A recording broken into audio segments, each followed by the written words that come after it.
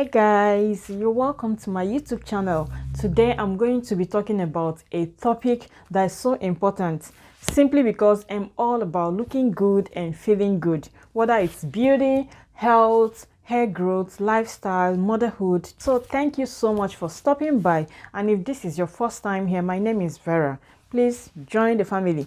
Click on the subscribe button and turn your notification on to know when I upload a new video like this one. You are welcome back. These days you see a lot of videos on chemical-based skincare products, beauty hacks, homemade face masks, home remedies for skin woes, and it's only normal that you get tempted to give these above mentioned things a try. And the increasing awareness about the chemicals present in skincare products have made women resort to natural homemade ingredients. I'm number one. But let me tell you, not every remedies you see online is good for your skin, especially your face. Some of them are not safe at all. Whether you choose chemical-based cosmetics or not, it's important you know what is good for your face and what's not. So let's jump into it. The first one will be body lotion. I used to be guilty of this, but I know better now. I decided to talk about body lotion first because I know many people use it frequently on their face instead of face cream or sunscreen. Most people slather it on their face thinking that all skincare products are the same, but that's not true. Body lotions are thicker, oilier, and more fragrant than actual face creams, which are formulated for use on your facial skin. Applying body lotion on your face can lead to allergic reactions and breakouts, so use gentle, oil-free, and fragrance-free facial creams or moisturizers. Then the second one will be sugar. Sugar is commonly used in DIY scrubs for the face and other areas on your body. But using sugar as an exfoliant on your face can be abrasive for your skin. It can scratch your soft skin, causing micro tears, especially if you have a sensitive skin. So avoid it if you can, or use it once in a while, not all the time. And number three is hot water. Just as it is bad to use hot water to wash your hair, don't use it on your face either. Hot water can lead to the loss of moisture from the outermost layer of your skin, making it dry. You will notice that when you shower with hot water. Instead, wash your face with lukewarm water or opt for a steam facial. Okay? Then the fourth one will be lemon.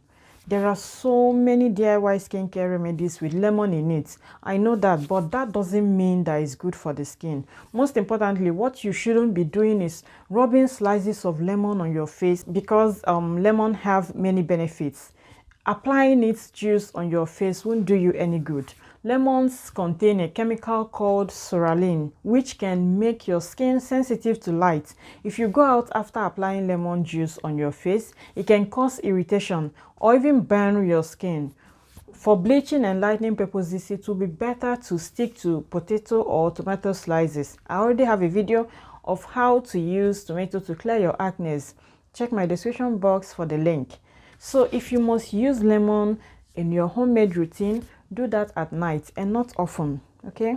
Then the fifth one will be toothpaste. Believe it or not, many people apply toothpaste on their face to get rid of blackheads and pimples. You will see so many remedies online. I've seen videos on that, but it's not recommended at all, as it can lead to the development of burns and infections on the affected areas. Yes, in fact, your pimples may just look a bit red, too red, after having toothpaste dabbed on them. So from now on, use toothpaste only on your teeth where it's meant to be used and not on your face.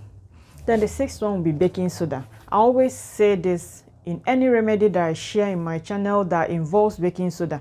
Never use it on your face. Not everything you watch online is good. Be careful. Baking soda is one of the most versatile ingredients found in the kitchen. From baking cakes to cleaning bedroom grouts, we use baking soda for a lot of things. And because of its multi-purpose nature, people now make us use it on our face to get rid of acne or for opening up our pores. If you're one of those who use it on your face, it's time to stop. Okay, baking soda is highly alkaline in nature. Rubbing it on your face can diminish the pH balance of your skin, making it dry. And our skin's natural pH balance helps it maintain its protective barrier and protect it from the bacteria. So if the pH balance of your skin is disrupted, it will be difficult for your face to maintain its natural pH, which can thus lead to breakouts. Hence, it is wise to give this ingredient a miss when it comes to applying it on your face. Okay, then the seventh one will be soap. Now you may ask, what's wrong with using soap on your face? Because let me be honest, almost all of us have used soap on our face before the attractive face wash came into existence. But there is a reason for it. We need to strip our skin of excess oils, but not of natural oils.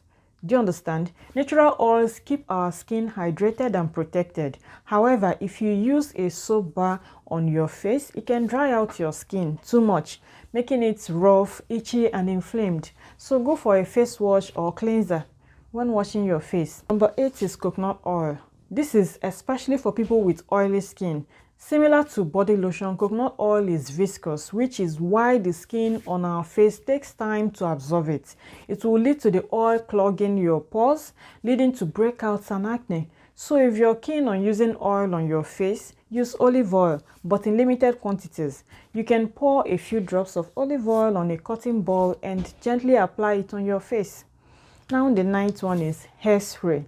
I know, odd, but believe me, there are some people who use hairspray on their face thinking that it will help them set their makeup, just like it sets their hair in place. But that's not true. Hairsprays contain alcohol, which can strip your skin of moisture.